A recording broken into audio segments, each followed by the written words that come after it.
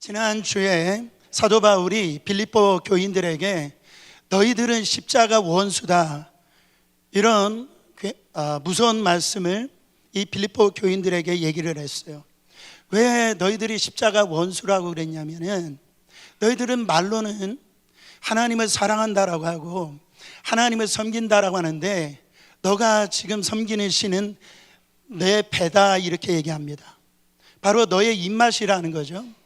하나님의 뜻이 아니라 너의 입맛이 네가 지금 섬기고 있다라는, 너의 성공을 위해서, 너의 만족을 위해서, 너의 욕심을 위해서, 너의 의를 위해서 그렇게 지금 살아가고 있기 때문에 바로 그것이 십자가의 원수라고 그렇게 얘기를 한다라는 것이죠. 사랑하는 성도 여러분, 왜 빌립보 교인들이 이 사도 바울에게 이런 십자가의 원수, 너의 중심이 하나님이 아니라 바로 너다, 이런 얘기를 들을 수밖에 없었어요? 빌립보서 3장 19절에 보면 이렇게 말씀하고 있습니다. 그들의 마침은 멸망이요 그들의 신은 배요 그 영광은 그들의 부끄러움에 있고 땅의 일을 생각하는지라. 왜 마음의 중심에 하나님이 아니고 그렇게 이 십자가의 그 원수가 될 수밖에 없냐면은, 온통 생각하는 것이 땅이라는 거예요. 땅밖에 없다라는 거죠. 그러나 우리 안에 하나님께서 말씀하시는 건 뭐냐면, 우리가 이 땅에 우리의 육을 이기고 욕심을 이길 수 있는 것은 우리의 눈이 하늘을 바라볼 때, 하늘 안에 우리의 믿음을 둘 때 우리는 세상 욕심, 욕망, 이것을 이기고 신앙생활을 할 수 있다라는 겁니다. 여러분, 이 내용이 비단 빌립보 교회들에게만 하나님이 주시는 말씀입니까? 여러분, 출애굽하는 이스라엘 백성들에게도 동일하게 적용되어지는 거예요. 그들은 40년 동안 뭐를 먹었어요? 그들은 만나를 먹고 살았어요. 하늘에서 눈처럼 쏟아졌다라고 그랬어요. 그래가지고 이 만나를 하나님의 은혜로 먹고 사는 거예요. 신약의 그 만나를 바로 예수 그리스도를 의미합니다. 그걸 먹고 사는 거예요. 근데 하나님께서 이스라엘 백성들에게 뭐라고 말씀하시냐면은, 너 이거 먹을 만큼만, 하루 분량만큼만 가지고 먹으라고 그랬어요. 왜냐하면 그거 썩으니까, 먹을 수 없으니까. 단 하나 조건은 바로 하루뿐 너가 먹을 수 있는 만큼만 먹으라고, 가져가라고, 거두라고 그렇게 말씀을 했는데, 질문입니다. 이스라엘 백성들이 더 많이 거뒀을까요? 아니면은 그날 먹을 양식만 거뒀을까요? 어떻게 아세요? 그게 우리랑 똑같아서 그래요. 그러면 왜 이스라엘 백성들이 더 많이 거뒀을까요? 제가 생각할 때는 혹시나예요. 혹시나. 아니, 하나님께서 내일 만나를 안 내려주시면 어떡하지? 하나님께서 내일 이 만나 주신다라고 했는데 혹시 안 주시면 어떡하지? 그런 마음 때문에 더 거둬들였다라는 거예요. 두 번째로는 말씀 안 드려도 욕심 때문에, 더 먹어서 배불렀는데도 그걸 더 거둬들이더라는 거죠. 사랑하는 성도 여러분, 이 말씀 우리 안에 들어올 때 이게 남의 말씀으로 들어서는 안 됩니다. 만약에 그 광야에 만나가 쏟아지고 있는데 거기에 내가 있다라고 한번 생각해 보세요. 아니, 김 집사님은 이만큼 거둬들였는데 내가 그걸 봤어요. 그러면 나는 어떻게 해야 돼요? 이만큼 거둬들여요? 아니죠. 두 손 한가득 이게 거둬들인다는 말이에요. 우리가 적어도 내가 저분보다는 더 많이 가져야지, 더 거둬들여야지, 더 성공해야지, 그런 인간의 그런 마음 아니냐 말이에요. 그게 십자가의 원수라는 거예요. 하나님의 은혜를 은혜로 여겨야 되는데 자기 욕망을 채우는 도구로 사용하고 있다라는 거죠. 그래서 사도 바울은 이 빌립보 교인들의 눈을 이 땅에서 하늘로 옮기는 걸 볼 수가 있어요. 빌립보서 3장 20절 말씀입니다. 그러나 우리의 시민권은 하늘에 있는지라 거기로부터 구원하는 자 곧 주 예수 그리스도를 기다리노니. 우리의 눈은 하늘에 두라는 거죠. 우리의 이 존재의 가치는 땅이 아니라 하늘에 있다라는 거예요. 바로 우리의 시민권은 하늘 시민권을 갖고 있다라는 거죠. 사랑하는 성도 여러분, 따지고 보면 많은 사람들이 이렇게 죄를 짓는 이유도요, 가만히 보면은 이 세상만 바라보기 때문에 그래요. 이 세상이 전부가 아니고 저 천국이 있다라고 믿고요, 그 마지막이 있다라는 거, 그때 반드시 심판이 있다라고 한다면 여러분, 그렇게 죄 짓고 살 수가 없을 거예요. 악한 마귀가 우리를 죄를 짓게 만들 때 가만히 보면 끝을 못 보게 합니다. 결말을 못 보게 해요. 그냥 그 한순간에 욕망 채우는 것만 악한 마귀가 보게 한다라는 거죠. 이게 굉장히 무서운 거예요. 여러분, 사람들이 왜 도박이나 이런 이 노름 이런 게 패가 망신합니까? 당장 눈앞에 있는 것만 보기 때문에 그래요. 대부분의 사람들이 당장 눈앞에만 있는 것을 보기 때문에 아주 죄를 짓는데도요, 용감하게 죄를 지어요. 만약에 이 정치가들이 그 뇌물 받는 게 내일 뉴스에 나온다라고 한다면은 그것이 결말이다라는 것이 실제로 그게 믿는다라고 한다면 그 뇌물 받을까요? 그 죄를 지을까요? 그렇지가 않다라는 거예요. 그러니까 악한 마귀에게 다 속아가지고 우리는 땅에만 눈을 주고 세상에게 눈을 주니까, 바로 여러분 이 빌립보서 3장 말씀처럼 그게 수치가 되어지고 결국은 멸망이 되어진다라고 말씀하고 있다라는 거예요. 그러니까 이 땅에 살아가는 우리 성도들이 이 죄를, 욕망을 이길 수 있는 유혹에서 빠지지 않고 이길 수 있는 건 뭐냐면, 여러분, 하나님 나라에 충성할 수 있는 것은 뭐냐면, 내가 그 물질에 거기에서 이 갇혀서 살지 않을 수 있는 것이 뭐냐면 천국을 바라봐야 돼요. 그 눈이 열려야 됩니다. 그 눈이 열리지 않으면 여러분, 우리는 이 세상에 절망할 수밖에 없고 치열하게 살아가는데 베드로처럼 그물질했지만 여러분, 빈 그물 허망하고 결국은요 망하는 이 날이 온다라는 거예요. 여러분, 우리는 한번 따라합니다. 나는 천국 시민권자다. 여러분, 내가 천국 시민권자라는 게 뭐예요? 결국은 내 표대가 바뀌었다라는 겁니다. 그게 뭡니까? 내 왕이 바뀌었다라는 거예요. 그래서 과거에는 세상이 나의 왕이고 나의 자 에고가 바로 나의 왕이었지만 이제는 그 자리가 바로 예수 그리스도가 왕이 되어졌다라는 거예요. 쉽게 얘기해서 여러분, 대통령이 임금이 바뀌면은 어떻게 됩니까? 내각이 완전히 바뀌어져 버려요. 그 비서실이 완전히 바뀐다고요. 거기에 있는 여러분 장관들이 완전히 바뀌어져요. 그러니까 이 대통령이 바뀌면, 왕이 바뀌면 그 어드미니스트레이션이 다 이렇게 바뀐다라는 거예요. 우리가, 여러분들 여기에 시민권자 있으실 줄 아는데, 여러분 시민권을 딸 때 다 그 선서를 하셨어요. 선서를. 그래가지고 이 시민권 딸 때 선서를 하시고 이제 시민권을 따셨는데, 요즘에는 AI가 대세입니다. 제가 그 영어로 있는 거를 AI한테 딱 물어봤더니 한국말로 그렇게 번역을 해주더라고요. 어떻게 번역했냐면, 나는 외국인으로서 귀하는 것에 대해 진실로 그리고 완전히 포기하며 미국과 그 대통령과 그 밖의 모든 외국 세력, 통치자, 주권자 및 권위에 대해 앞으로 모든 충성을 옹호하고 지지하며 미국 시민으로서 모든 의무를 성실히 이행할 것을 맹세합니다. 이게 미국 시민권 마지막 그 단계인데, 그거를 하고 시민권 증서를 이렇게 받아요. 이건 뭐냐면 내가 이 시민권 받기 전에 내가 어디에 살았든지 그 나라의 어떤 그 가지고 있던 모든 것을 다 포기하고 나는 이 미국의 대통령, 미국의 권위, 질서 이런 거를 나는 거기에 따라가겠습니다. 그거를 선서하고 미국 시민권이 되어졌다라는 거죠.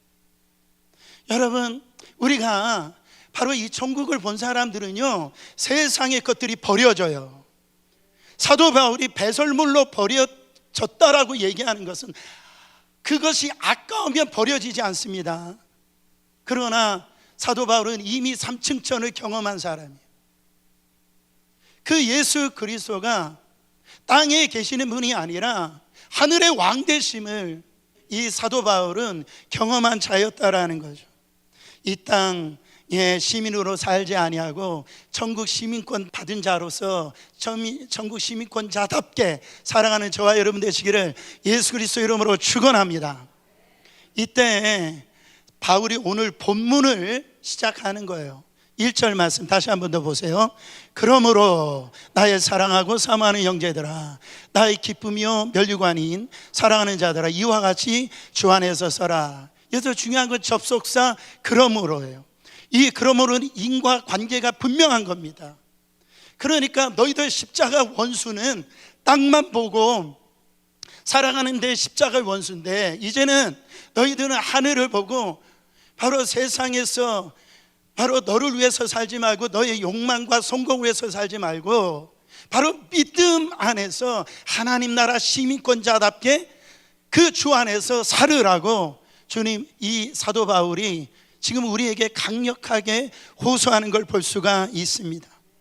여러분, 지금 사도 바울이 당부하는 게 뭐예요? 주 안에서 굳게 서라는 거예요. 왜 그렇습니까?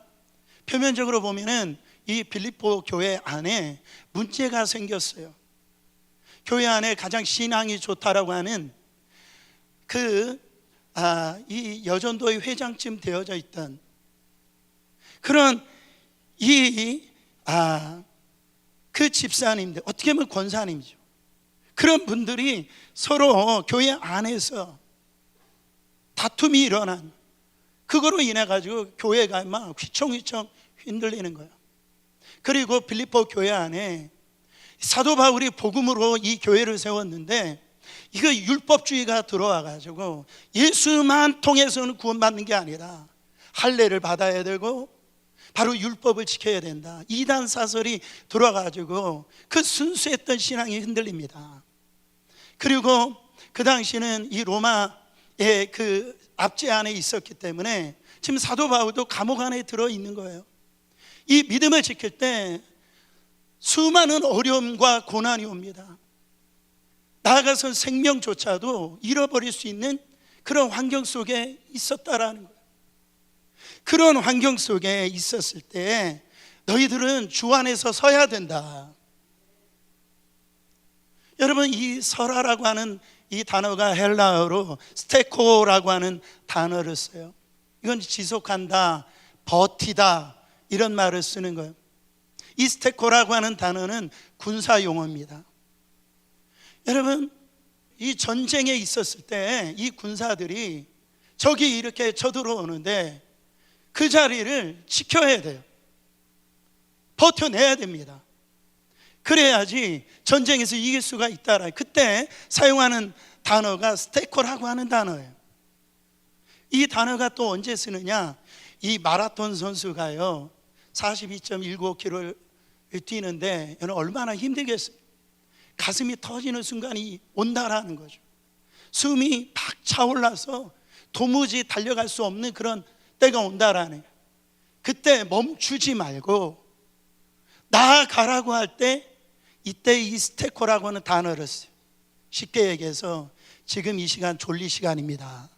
근데 여러분들이 내가 졸면 안 되지, 눈꺼풀이 이렇게 내려오는데 그냥 눈을 갖다 뜨려고 애쓰는 거, 그게 스테코라는 거예요. 그런 은혜가 있기를 원합니다. 여러분, 그러니까 바울이 주 안에 서라 무슨 얘기를 하냐면 삶 속에 네가 어떤 일이 있든지, 어떤 환경이 있든지, 어떤 상황 가운데 있든지 신앙생활할 때 그런 문제가 있을 때 믿음 잃어버리지 말라라는 거예요. 주님 안에서 벗어나지 말라라는 거예요. 그 믿음 지키라는 거예요.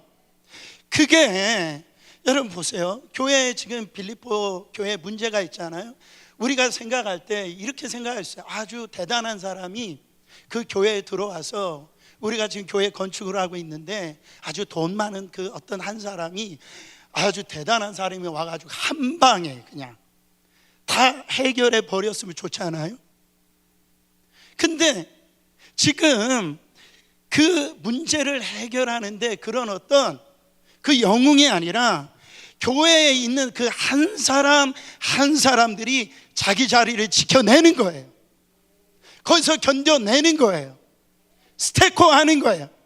그게 교회를 지키는 힘이 되고 바로 옆에 있는 사람을 지키게 되어지는 거고, 결국은 나도 지키는 그것이 된다라는 거예요.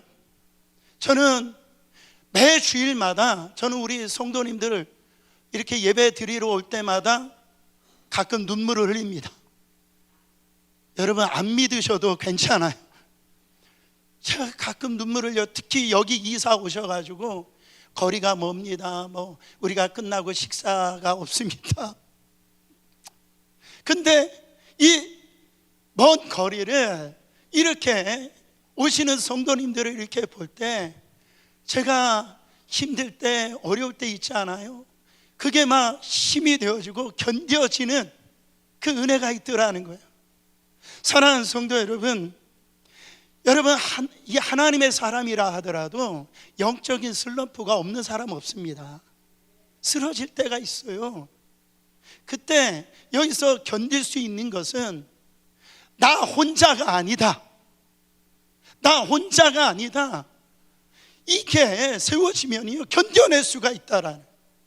성경에 누가 그렇습니까? 엘리야가 그래요. 여러분 엘리야가 갈멜산에서 그 이방신 바알과 아세라 850대 1의 제사장을 물리치고요, 결국은 어떻게 됩니까? 영적인 슬럼프가 오는 거예요.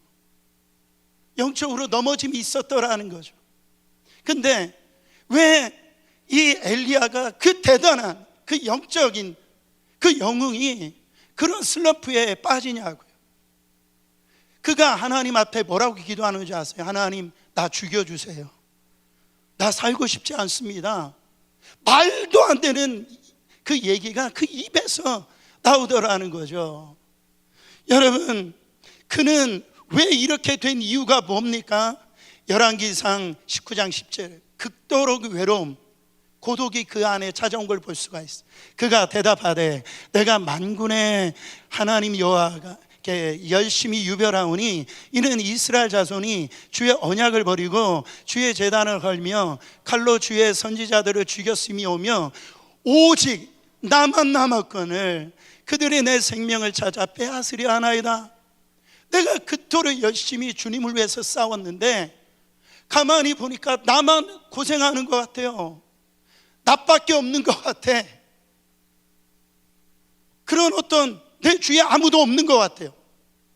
그런 고독감이, 이 외로움이 찾아오는 거예요. 근데 여러분 열왕기상 19장 14절도 또 보세요.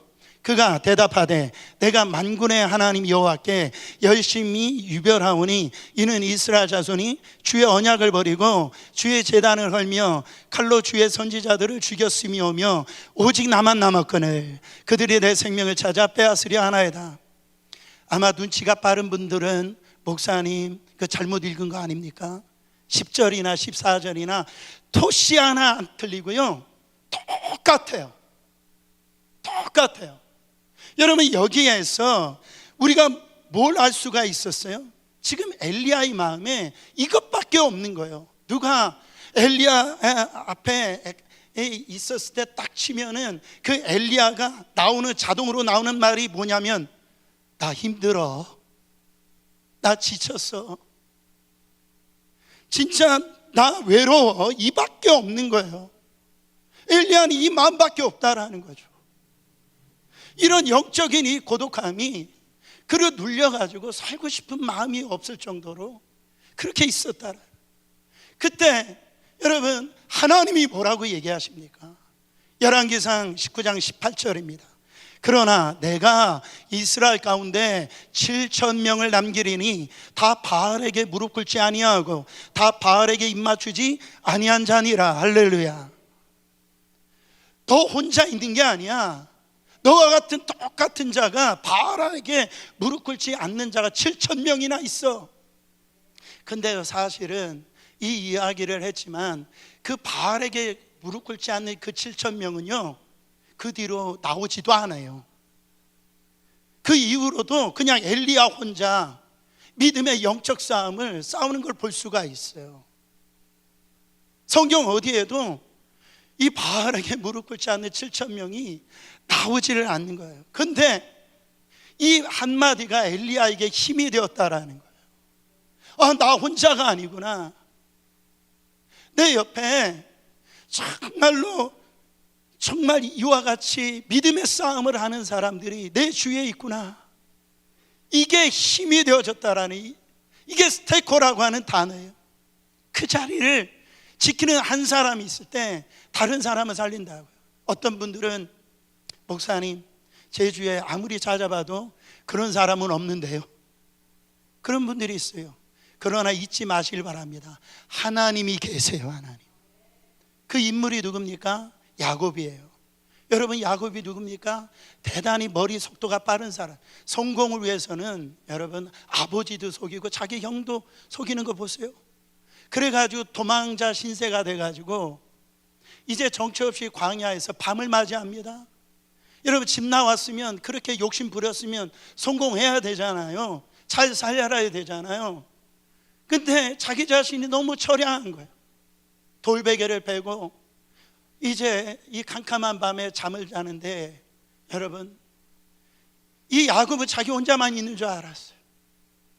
근데 아무도 없는 그 광야에 덩그리 놓여있는 그 환경 속에 먼지 투성인 그 가운데 누가 찾아오십니까? 하나님이 찾아오셨다라는 거예요. 창세기 28장 15절입니다. 내가 너와 함께 있어 네가 어디로 가든지 너를 지키며 너를 이끌어 이 땅으로 돌아오게 할지라. 내가 네게 허락한 것을 다 이루기까지 너를 떠나지 아니하리라 하신지라. 지금 야곱에게 약속한 게 뭡니까? 나 너 혼자 버려두지 않을 거야.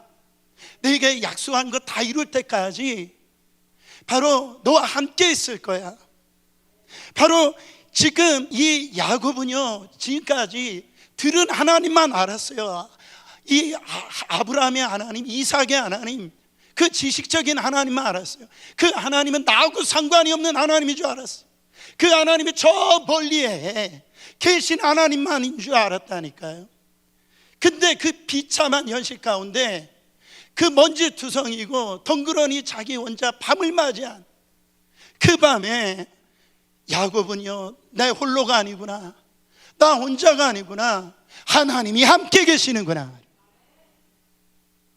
야곱이 그 상황 가운데 뭐라고 고백하는 줄 아세요? 창세기 28장 16절입니다. 야곱이 잠을 깨어 이르되 여호와께서 과연 여기 계시거늘 내가 알지 못하였도다. 이런 분들 너무 많아요.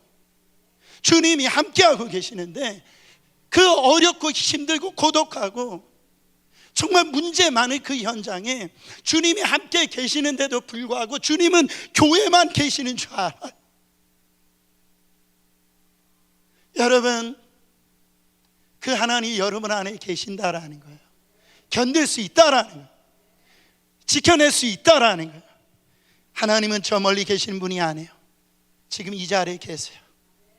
여러분의 눈물을 아시고 아픔을 아시고 여러분의 부족함을 아시고요, 내 기도를 듣고 계신다라는 거죠. 우리의 삶을 주님의 손이 꼭 붙들고 계시다라는 것을 꼭 믿으시길 바랍니다. 장용희 서강대 교수님이라는 분이 계세요. 이분은 지금 소천하셨는데 이분이 참 좋은 책을 많이 썼어요. 그 책 중에 내 인생에 단 한 번이라고 하는 책이 있어요. 이분이 쓴 책 중에 또 유명한 게 지금까지 살아온 것도 기적이고 앞으로 살아갈 것도 기적이다. 아주 우리 신앙인들에게 묵직한 메시지를 줍니다. 근데 이분은 태어날 때부터 소아 마비로 태어났어요. 그리고 간암에 걸려가지고요. 그래서 이제 주님 앞에 부름을 받았는데, 이분이 이 책에서 뭐라고 얘기하냐면 이런 말을 해요. 하나님은 다시 일어나는 법을 가르치기 위해서 때로는 우리를 넘어뜨린다라고 믿는다. 하나님의 법을 쫓다가 하나님의 뜻대로 살다가 자꾸 우리가 넘어지잖아요. 실패를 경험하잖아요. 하나님이 그렇게 하신 이유는 다시 일어나는 법을 더 알게 하여 주시기 위해서 그렇게 하신다는. 여러분, 갓 태어난 아이가 자라면서 그 넘어질 때 너 왜 넘어져? 혼내키는 부모 있어요? 그렇지 않아요. 그 넘어짐을 통해서 다리에 힘을 얻고 나중에 걸어가고요, 달려갈 것, 그 부모는 그를 기대한다라는 거죠. 우리 안에 하나님은 우리를 죄짓게 하는 시험하시지는 않아요. 그러나 우리의 믿음을 단련시키고요, 그 믿음의 무릎을 세우기 위해서 우리를 시련이라고 하는 것을 줄 때가 있어요. 그것은 자포자기하라고 무너지라고 그걸 주시는 게 아니라, 그게 아니죠. 그 실패를 통해서 내가 더욱더 주님 앞에 나오라고, 믿음을 붙들라고. 여러분, 우리 주님이 그를 주신다라. 이 장영희 교수님이 소아마비로 살면서 얼마나 많이 스트럭을 하겠어요? 하나님 왜 나 해요? 정말 그런 가운데서 넘어지고 또 자기 실망하고 그런 과정에서 믿음이 자라가지고 이분의 강연을 통해서, 간증을 통해서 수많은 사람들이 은혜를 받고 새로운 소망을 얻게 되더라는 거죠. 여러분, 우리는요 하나님 나라의 시민권자입니다. 이게 우리의 신앙의 동기가 되어져서 우리가 이 땅을 살아가는데 우리의 어떤 삶에 행복을 갖다 줘요. 믿음을 갖다 준단 말이죠. 이 시간에 여러분의 눈에 천국이 열리시길 바랍니다. 이게 안 열리면 자꾸 땅속에 그렇게 머리를 박고선 그렇게 십자가의 원수로 살아가는 거예요. 그게 날마다 무너지는 거죠. 쓰러지는 거죠. 포기하지 마시길 바랍니다. 다시 일어나시기를 축원합니다. 제가 마지막으로 말씀드리고 싶은 건 뭐냐면, 이 천국 시민권자들이 주 안에서 서기 위해서는 바로 이 사랑으로 우리를 붙드시는 주님 안에서 버티라는 거예요. 1절 말씀 다시 한번 더 보세요. 그러므로 나의 사랑하고 사모하는 형제들, 나의 기쁨이요 면류관인 사랑하는 자들아, 이와 같이 주 안에서 서라. 그래서 여러분, 이 주 안에서 서라는 말은 저는 이거를 버티다, 원어적으로 보면 이렇게 다시 한번 더 얘기해요. 여러분, 버티는 거예요. 여러분, 지금까지 어떻게 오셨어요? 버티신 거예요. 코로나 거의 3년 이상을 그 숲을 어떻게 헤치고 나오셨어요? 어떤 전략으로 그 헤치고 나오셨어요? 내 어떤 지식으로 헤쳐 나왔습니까? 아니에요. 버텨내신 거예요. 여러분, 여러분의 결혼 생활을 어떻게 하시고 계시는지 모르겠는데 그 흉악한 남편하고 어떻게 이렇게 살아오셨습니까? 내가 물어보고 싶은데 버티신 거예요. 아멘 안 하실 줄 알았어요. 버텨오신 거예요. 인내해 오신 거예요. 어떤 사람들은요 고난 가운데, 그 환난 가운데 풍성한 사역의 열매를 맺는 사람들이 있어요. 근데 어떤 사람들은 무슨 신앙의 강풍을 분 것도 아니에요. 그냥 살랑살랑 바람만 불어도 쓰러지는 분들이 있어요. 버티질 못해요. 근데 이분들이 사역에 열매를 맺는 것을 보면은 그게 아니에요. 한순간에 맺은 게 아니에요. 순간순간마다 버텨낸 거예요. 그 버텨냈더니, 그 가정을 버텨냈더니 그 가정이 세워지고 교회가 세워지더라는. 사랑하는 성도 여러분, 저는 그래요. 만약에 여러분들이 어떤 많은 일을 하고 싶어도 힘이 없다고 한다면 다른 일 하지 마세요. 그냥 그 자리에서 버텨내세요. 내가 찬양팀이라고 하면은 찬양팀 그 자리 지켜내라는 거죠. 내가 지금 주일학교 선생님이라고 하면 그 자리 버텨내라는 거예요. 내가 지금 구역장으로 섬기고 있다고 한다면 그 구역장 자리 버텨내라는 거죠. 교회 안에서 신앙생활할 때 상처를 받아요, 안 받아요? 예, 받아요. 받는 정도가 아니라 많이 받아요. 왜 그러냐? 교회는 받아들이기 힘들지만은 이상한 분들 많이 와요. 교회는 죄인들이 오기 때문에 가만히 보면 내가 상처를 많이 받기도 하고 내가 상처를 많이 줘요. 근데 뭔가 내가 좀 열심히 하려고 하고, 여러분 신앙생활 열심히 하려면은 꼭 문제가 생길 때가 참 많아요. 오해를 받기도 하고 억울하기도 하고 참 그래요. 그랬을 때 나 안 해, 나 그만둘 거야. 여러분 나랍니다. 버텨내자. 왜냐하면 신앙생활만큼은 반드시 이겨야 됩니다. 성공해야 돼요. 이거 포기하시면 안 돼요. 여러분 그 신앙생활뿐만 아니라 삶의 영역도 마찬가지입니다. 사업 처음부터 잘 되는 사람 어디 있어요? 가정이 처음부터 여러분 행복한 가정 많지 않습니다. 순간순간 버텨내니까 여러분 고난의 시간도 지나가는 것이고 하나님께서 도와주시는 그 은혜를 통해서 다시 세워질 수 있는 거예요. 근데 이렇게만 얘기를 하면 너무 이게 힘들어 보이잖아요. 근데 이 바울이 지금 뭐라고 얘기하냐면 1절 말씀에 보면은 1절 띄워줘 보세요. 그러므로 나의 사랑하고 사모하는 형제들, 그렇게 얘기한다. 그리고 본론을 계속 얘기하면 될 텐데 다시 한 번 더 나의 기쁨이고 면류관인 사랑하는 자들아. 여러분 이 말씀을 읽을 때 사도 바울의 그 마음을 깨달아야 돼요. 그 마음 안에 들어가야 돼요. 지금 빌립보 교인들을 얼마나 사랑하는지, 얼마나 소중하게 여기는지. 나의 사랑하고 나의 사랑하는 형제들아, 그리고 너는 내 기쁨이다. 너희들은 나의 면류관이다. 너무너무 이 빌립보 교인들을 사랑하는 거예요. 그러면서 사도 바울은 뭐를 느낍니까? 하나님께서 이 빌립보 교인들을 얼마나 사랑하는지, 정말 얼마나 하나님께서 이 교회를 사랑하는지 그 사도 바울이 알기 때문에 그 사랑이 있으면 견뎌낼 수 있다라는 거예요. 버텨낼 수 있다라는 거예요. 여러분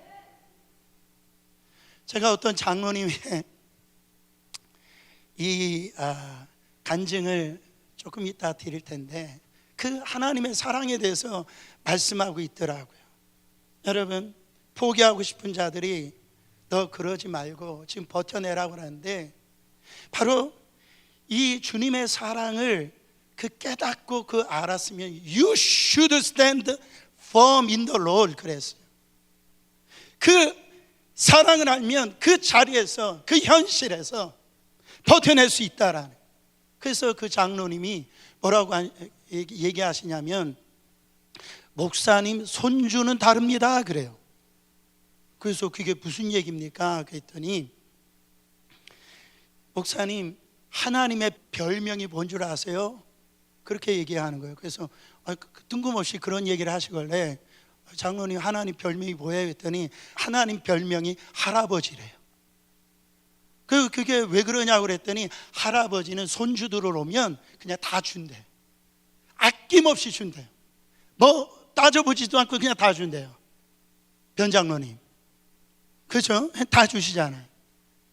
근데 아버지들은 안 그래요. 그냥 이거 하지 말라 저거 하지 말라 뭐 단 거 먹지 말라 그런다라는 거예요. 근데 할아버지들은요 손주한테 제한 없이 다 준다라.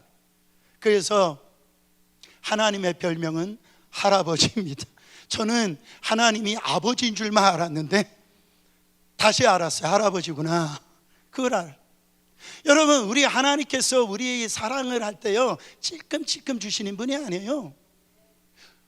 우리 하나님께서 우리가 버틸 수 있을 충분한 사랑을 이미 십자가에서 그 은혜 안에서 우리 가운데 부어주셨다라는 거죠.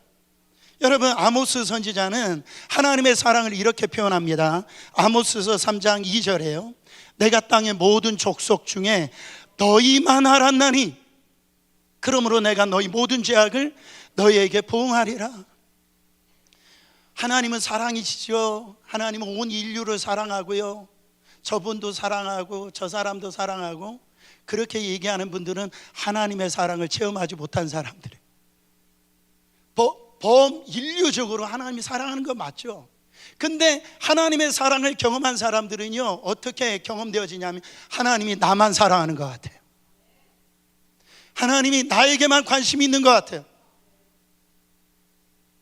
그런 이 경험을 한다라는 거예요. 제가 말씀드렸지만 그 윤복희 권사님이 간증하는데 그걸 찬양하면서 왜 날 사랑하는지 본인이 생각할 때 이해가 안 된다라는 거예요.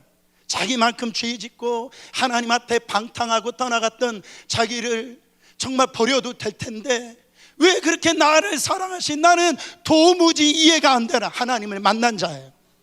하나님을 경험한 자입니다. 그래서 요한일서 3장 1절에 이렇게 얘기하는, 보라 하나님께서 어떠한 사랑을 우리에게 주사 하나님의 자녀라 일컬음을 얻게 하셨는고 우리가 그러하도다. 여러분, 그 요한 사도는요 하나님의 사랑을 표현할 방법이 없는 거예요.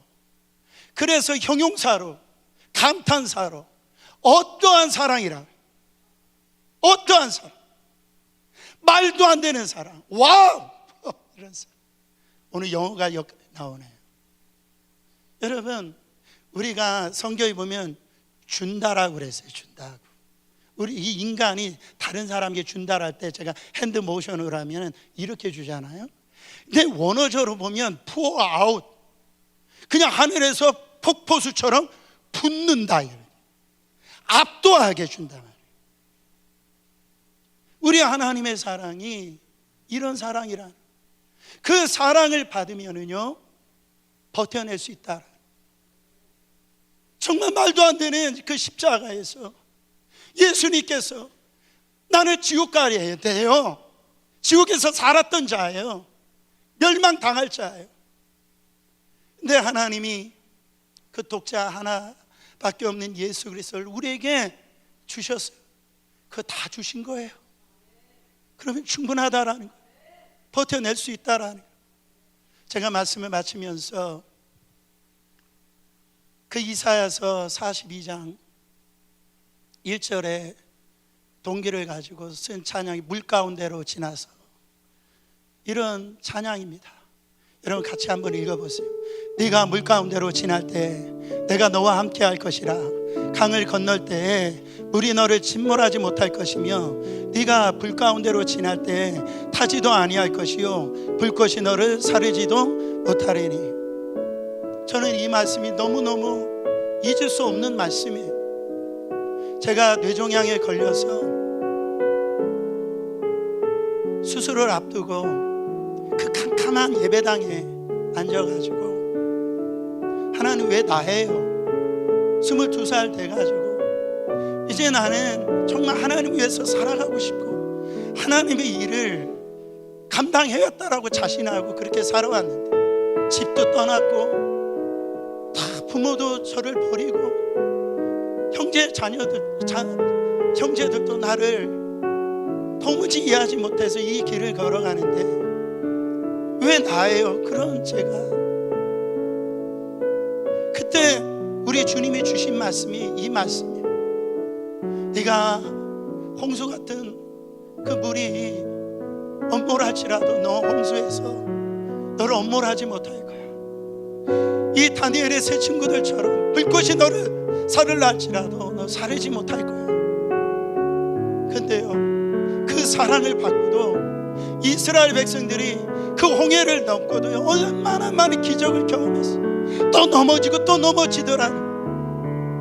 날마다 불평하고 원망하고 그렇게 살더라는 거죠. 여러분, 근데 그 주님이 나를 찾아오세요.